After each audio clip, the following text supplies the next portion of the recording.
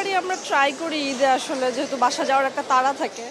আমি আমার ফোনে ট্রাই করি, আমার হাজব্যান্ড দেখা যাচ্ছে যে ল্যাপটপে ট্রাই করে। তো ঠিক 8টা বাজে আমরা ঢুকি সার্ভারে, কিন্তু দেখা যায় 1 মিনিটও হয় না, হাজার হাজার টিকিট।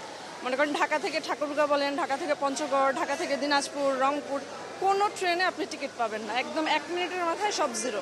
এখন তো টিকিট যেহেতু যেতে হবে, বাসে যেতে পারি না, বাসে আরও জ্যামের জন্য সময় বেশি লাগে, তো ব্ল্যাকে কাটতে হয়। দেখা যায় যে পরিচিত কিছু থাকে, বিভিন্ন অনলাইনে গ্রুপে নক দিলে যে টিকিট দিব, তো ভরসা করে কিনতে হয়, কি করব। অনেক বেশি, ডাবল। মনে করেন এসি তো হচ্ছে আমাদের ঢাকা থেকে দিনাজপুর 1100 টাকা, সেটা আমাদেরকে 2200 2500 এরকম দিয়েও কিনতে হয় বাধ্য হয়ে। 1100 টাকার টিকিট, যেটা এসি স্নিগ্ধা, ঢাকা টু ঠাকুরগাঁও। না, আমাদের যাত্রী প্রচুর সংখ্যক, যাত্রীর সংখ্যা অনেক, তো যার কারণে বুঝতে পারিনি। মানে সিটের যাত্রী না, আমরা দাঁড়ায় থেকে টিকিট কাটছি। পার্বতী তবে স্ট্যান্ড টিকিট করা আছে, কিন্তু এখন এইভাবে যাইতে হবে, কষ্টের মধ্যেই যাইতে হবে।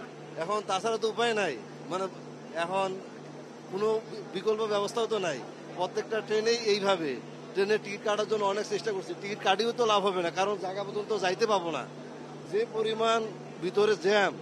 এখন কোনো উপায় নাই, মানে বাধ্য হয়ে আর কি যাইতে হচ্ছে। হ্যাঁ, স্বজন অপেক্ষা করতেছে কখন আসবে।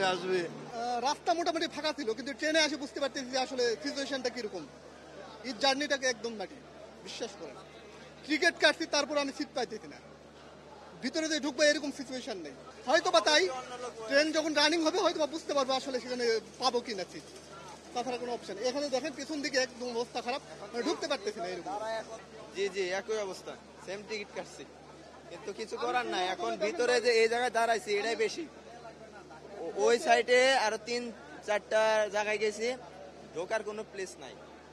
লাস্ট মুহূর্তে এই জায়গায় আসছি, এখন এই জায়গায় দাঁড়া আছি, এই জায়গায় দাঁড়া আছে 5 ঘন্টা 4 ঘন্টা জার্নি করবো কিভাবে, এটাই বুঝতে পারতেছি না। আবার সামনে স্টেশন গুলো তো আছেই।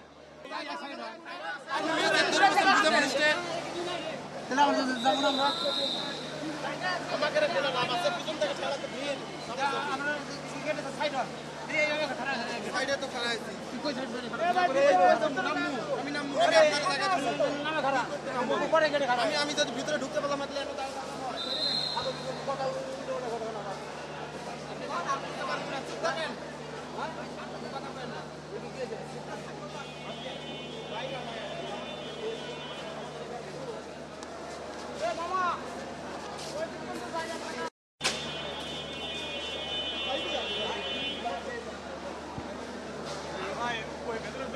ঢুকাতে লাগতো।